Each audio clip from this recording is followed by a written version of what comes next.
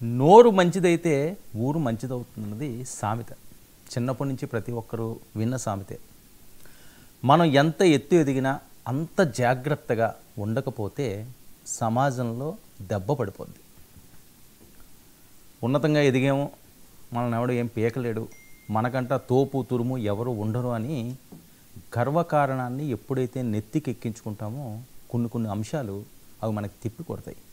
ఇప్పుడు అలాంటి వ్యక్తి గురించే మాట్లాడుతున్నాం. అక్కడ మనం చూస్తున్న ఫోటోలో మంచు మోహన్ బాబు గారు గొప్ప నటులు, అద్భుతమైన నటన కలిగి ఉన్న వ్యక్తి, కాదని లేనిది అది. సో మంచి కుటుంబం, పిల్లలిద్దరూ కూడా హీరోల కింద ఓకే, ఎంతవరకు సక్సెస్ అయ్యారో అవ్వకపోయినా తనదైన స్టైల్లో వాళ్ళు ఉన్నారు. లక్ష్మి గారు కూడా మంచి నటి, చాలా యాక్టివ్గా ఉంటారు, బంగారం లాంటి పిల్లలు. అయితే మోహన్ బాబు గారు వ్యవహార శైలి ఫస్ట్ నుంచి ఆయన ఏం గోల్డ్ స్పూన్తో రాలేదు, సిల్వర్ స్పూన్తో రాలేదు. సామాన్య వ్యక్తి కిందే ఎదిగి కలెక్షన్ కింగ్గా ఆయన పేరు గాంచాడు. కలెక్షన్ కింగ్ అన్నది సినిమాల్లో కలెక్షన్ చేస్తే పర్లేదు, ఇప్పుడు ఆయన ఇన్స్టిట్యూట్లో కలెక్షన్ చేస్తున్నాడు. అది ఆయనకి బ్యాడ్ టైం. మంచు కరుగుతుంది నెమ్మదిగా, ఎందుకంటే ఒక అంశం కాదండి. మోహన్ బాబు గారి గురించి మాట్లాడుకోవాలంటే చాలా మాట్లాడుకోవాలి. ఆయన వ్యవహార శైలి, మాట తీరు, గర్వం ఆయనలో కొట్టొచ్చినట్టు కనిపిస్తుంటుంది. సరే, వయసు కన్నా గౌరవం ఇవ్వాలి, లేదు ఉన్నతంగా ఎదిగిన వాళ్ళకన్నా గౌరవం ఇవ్వాలి. ఆ రెండు మోహన్ బాబు గారు ఎప్పుడు చూపించరని కంటిన్యూగా వస్తున్న వార్తలు. అది నేను చెప్పడం కాదు. ఎందుకంటే నాగేశ్వరరావు గారిని ఒక నిండు సభలో నాగేశ్వరరావు గారంట నేనే డైలాగులు బాగా చెప్తాను అని చెప్పి ఆయన మాట్లాడడం. సరే, మాట్లాడొచ్చు, చెప్పొచ్చు. ఈ ప్రపంచంలో ఎవరికి వాళ్ళు గొప్ప అంతే, కానీ ఎవరికో గొప్ప కాదు. కానీ మోహన్ బాబు గారు ఏమనుకుంటారంటే నేనే గొప్ప, నన్ను మించినోడు ఎవడో లేడు అని చెప్పి మాట్లాడుకోవడం అన్నది సరే, ఆయన వరకు ఆయన పర్లేదు. కానీ ఎదటి వాళ్ళని కించపరుస్తా, తక్కువ చేస్తా మాట్లాడడం అన్నది ఆయనకు ఒక మత్స కింద ఆనాటి నుంచి ఈనాటి వరకు కొనసాగుతూనే ఉంది. నాగేశ్వరరావు గారిని ఆ రకంగా అన్నారు, ఆయన చాలా గౌరవంగా మాట్లాడారు. ఇప్పుడు ఎన్టీ రామారావు గారిలో ఎవరన్నా నటించలేరా అంటే నటించగలరు. కానీ ఎన్టీ రామారావే. నాగేశ్వరరావు కంట నటించలేరా అంటే నాగేశ్వరరావు గారే. ఎస్వి రంగారావు గారే, సావిత్రి గారే, చిరంజీవి గారే, పవన్ కళ్యాణ్, మహేషే, ప్రభాసే. ఒకరి క్యారెక్టర్ ఒకరు చేయలేరంటే అందరూ అన్నీ చేయగలరండి. కానీ తనకంటూ ఒక మార్క్ ఉంటుంది. ఆ మార్కుతో వాళ్ళు ఉన్నతంగా ఎదిగినారు. అక్కడ కట్ చేస్తే చిరంజీవి గారు ఆ లెజెండ్ అవార్డులో, నాకంట లెజెండ్ ఎవరన్నా అవార్డులు ఎవరన్నా అడుక్కుంటారా? సరే, ఎవరికన్నా ఇస్తే తోటి మిత్రులే కదా, ఒకే కుటుంబం అంటారు సినీ కుటుంబం, కానీ అది ఎక్కడ కనిపించదు ఎప్పుడూని. ఏదో రకంగా వాళ్ళు వెళ్ళగొక్కుతూనే ఉంటారు వాళ్ళ ఆవేశాన్ని, ఆగ్రహాన్ని. ఆ రోజు ఆయన్ని ఆ రకంగా మాట్లాడడం, చిరంజీవి గారి కంటే గొప్ప నటులు అయ్యి ఉండొచ్చు కానీ చిరంజీవిలా ఫేమ్ ఎందుకు రాలేదు అంటే దానికి సమాధానం ఉండదు. రామారావు గారిలాగా చాలామంది నటులు ఉన్నారు అంటారు, కానీ రామారావు గారు ఫేమ్ ఎందుకు రాలేదు? సావిత్రి లాంటి హీరోయిన్లు లేరా భారతదేశంలోని? కానీ సావిత్రికి ఎందుకు తనదైన మార్కు వచ్చింది? శ్రీదేవి గారు లాంటి వాళ్ళు లేరా? శ్రీదేవి గారిని ఎందుకు పొగుడుతారు అంటే అభిమానంలో వాళ్ళకు ఒక ప్రత్యేక స్థానాన్ని ఏర్పరచుకున్నారు. దాన్ని మనం కూడా యాక్సెప్ట్ చెయ్యం. అయిపోయింది. అక్కడి నుంచి ఆగ్రహం, ఆవేశం, ఆయన తత్వం. ఈరోజు ఏమైంది? ప్రతి ఒక్కరూ ఆయన కష్టం వచ్చినా ఆడికి అలాగే జరగాలి అనుకునే పరిస్థితి. అది దయచేసి ఎవరికి రాకూడదు ఇలాంటి సిచ్యువేషను. వయసు మీద పడుతుంది, రిటైర్మెంట్ స్టేజ్లో ఉన్నాం. ఎంత గౌరవంగా, ఎంత హుందాగా ఉండాల్సిన అవసరం ఉంది. అక్కడి నుంచి కట్ చేస్తే పిల్లలు. నేను ముందు చెప్పాను, చక్కని పిల్లలు ముగ్గురుని. సరే, వాళ్ళదైన స్టైల్లో వాళ్ళు ఏదో ముందుకు సాగుతున్నారు. అలాంటి వాళ్ళు మళ్ళీ విభేదాలు. దాన్ని పెద్ద దిక్కుగా ఒక పెద్దన్న పాత్రలో పోసి, పెదరాయుడు పాత్ర పోషించిన ఆయన పెద్దన్న పాత్ర కూడా పోషించి అక్కడ కామప్ చేశారంటే అది లేదు. ఒక రిపోర్టర్ మీద విడిచిపడడం, ఇష్టం వచ్చినట్లు మాట్లాడడం. సరే, ఏదన్నా సమస్యలు ఉండొచ్చండి, ఇంట్లో సమస్యలు ఎవరికి లేనిది ఉండదు, ఎంత గొప్పోడికన్నా ఉంటుంది.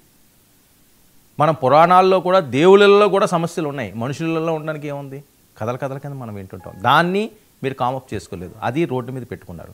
ఇప్పుడు చూస్తే ఫీజులు ఇక్కడ కలెక్షన్లు మొదలుపెట్టారట. మీరు కలెక్షన్ కింగ్ అన్నది సినిమాల్లో కలెక్షన్ అనుకున్నారు, కానీ ఈ కలెక్షన్లు ఏంటి అని చెప్పి నవ్విపోతున్నారు.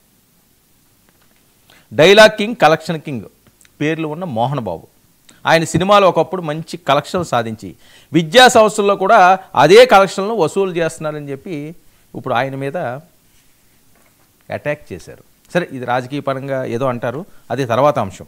ఉన్నత విద్యా కమిషన్ భారీ జరిమానా, అదనంగా తీసుకున్న ఫీజులు తిరిగి ఇవ్వాలని ఆదేశం. దాదాపు 10 ఏళ్లుగా చంద్రబాబు మోహన్ బాబు మధ్య మాటలు లేవు. ఒకప్పుడు మోహన్ బాబు తెలుగుదేశం పార్టీకి చాలా సన్నిహితులు, అందరికీ తెలిసింది. ఎన్టీ రామారావు గారు ఉన్నప్పుడు, లక్ష్మీపార్వతి గారు, చాలా కథలు మనం విన్నాం. ఆ తర్వాత కొన్ని కారణాలతో ఆయన పార్టీ దూరం అయ్యాడు. 2019 ఎన్నికల ముందు వైసీపీకి మద్దతు ఇచ్చారు. అప్పుడు చంద్రబాబుపై బహిరంగంగానే విమర్శలు చేశారు. టీడీపీని ఓడించే దిశగా ముందే పనిచేశారన్న మాటలు వినిపించాయి. వైసీపీ అధికారంలోకి వచ్చినా మోహన్ బాబుకు పెద్దగా లాభం అయితే కలగలేదు. టీటీడీ చైర్మన్ లేదా రాజ్యసభ సీటు ఆశించారు, కానీ రెండూ కూడా ఆయనకి ఇవ్వలేదు. తర్వాత ఫిలిం డెవలప్మెంట్ బోర్డు చైర్మన్ కావాలని ప్రయత్నించారు, అది కూడా సాధ్యం కాలేదు. దీంతో వైసీపీకి కూడా ఆయన దూరం అయ్యాడు. టీడీపీ ప్రభుత్వాన్ని టార్గెట్ చేస్తూ రోడ్డుపై చేసిన మోహన్ బాబు రచ్చ ఇప్పటికీ టీడీపీ క్యాడర్కి గుర్తుంటుంది. ప్రస్తుతం ఆయన బీజేపీకి దగ్గరైనా టీడీపీ వాళ్ళు సంబంధం లేని వ్యక్తులుగా ఆయన చూస్తున్నారు. ఇక మోహన్ బాబు విషయంలో మొత్తంగా చంద్రబాబు విషయంలో ఆయన చాలా రాంగ్గా వ్యవహరిస్తున్నారని టీడీపీ నేతల అసహనం ఆటోమేటిక్గా ఉంటుంది. తాజా పరిణామాలు చూస్తుంటే ఇక పాత లెక్క ముగిసింది, కొత్త లెక్క స్టార్ట్ అయింది అంటున్నారు టీడీపీ నేతలు. గతంలో ఫీజు రియంబర్స్మెంట్పై రోడ్డెక్కి చంద్రబాబు నాయుడు గారిని, టీడీపీని విమర్శలు చేసిన మోహన్ బాబు ఇప్పుడు అదే ఫీజుల వ్యవహారంలో నిండా మునిగాడు, పూర్తిగా ఇరుక్కున్నారు. ఇదేం కర్మరా బాబు, కర్మ రిటర్న్సా అంటూ పెద్ద ఎత్తున సోషల్ మీడియాలో వార్తలు. ఇక మోహన్ బాబుకు 15 లక్షల జరిమానా విధించారు. 15 లక్షల జరిమానాతో పాటుగా విద్యార్థుల నుంచి వసూలు చేసిన 26 కోట్ల అదనపు సొమ్మును 15 రోజుల్లో తిరిగి చెల్లించాలని ఆదేశించారు. ఈ చర్యల్లో చంద్రబాబు కంటే లోకేష్ పాత్ర ఎక్కువ ఉందని టాకు.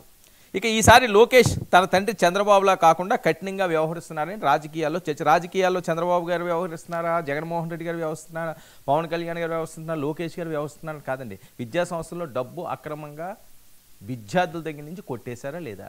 26 కోట్లు. మనం నీతులు చెప్తే ఎలాగా, మనం గొప్పలు చెప్పుకుంటే ఎలాగా? దానికి ఫీజు రియంబర్స్మెంట్ కోసం రోడ్ల మీద ధర్నాలు చేసిన ఆయన మరి ఈ రకంగా అధిక ఫీజులు వసూలు చేస్తే చూస్తూ ఊరుకుంటారా? ఇప్పుడు ఇంట్లో మనశ్శాంతి పెద్దగా లేని పరిస్థితి అని, ఎందుకంటే చిన్న కొడుకు బయటకు వచ్చేసాడు. పెద్ద ఆయన మొన్న సినిమా భక్త కన్నప్ప, అది కూడా పాపం బాగా ముంచింది, నో డౌట్. అది కోట్లాది రూపాయలు పోనీ. ఇలాంటి టైంలో మళ్ళీ ఇది అంటే గతంలో మనం చేసినవన్నీ కూడా ఇప్పుడు వెనక్కి తిప్పి చూస్తే ఆ రోజు చేసిన తప్పులు ఈరోజు మనకి ఏదో రకంగా శాపాల్లో తగులుతున్నాయా అని సోషల్ మీడియాలో వస్తున్న వార్తలు మాత్రమే నేను చెప్తున్నాను. మంచు మోహన్ బాబు గారు అంటే చాలా అభిమానం, ఎందుకంటే గొప్ప నటులు ఆయన. కానీ వ్యక్తిత్వ పరంగా కొన్ని అంశాల్లో ఏంటి ఈయన వయసుకి తగ్గట్టు ఇది చేస్తున్నారా అని అనిపించుకునే పరిస్థితికి ఆయనకు వచ్చింది అంటే చాలా బాధాకరం. ఇవన్నీ కూడా గుణపాఠాలుగా ప్రతి ఒక్కరూ నేర్చుకోవాల్సి ఉంది. ఏ సెలబ్రిటీలు అన్నా సరే, సెలబ్రిటీలు అంటే పైనుంచి దిగొచ్చిన వాళ్ళు ఏం కాదు. లేకపోతే ఒక మనిషిని ఏదో అనేస్తే ఒక 4 రోజులు వార్తల్లో నిలుస్తారేమో తప్పించి దానివల్ల కలిసి వచ్చేది ఏం లేదు. కానీ ఏదో టైంలో అది మనకి తిప్పి కొడుతుంది. ఆ తిప్పి కొట్టిన దెబ్బలే ఈరోజు మంచు కరుగుతుంది, మంచుకు శాపంగా మారింది. మోహన్ బాబు పని అస్సలు బాగలేదు.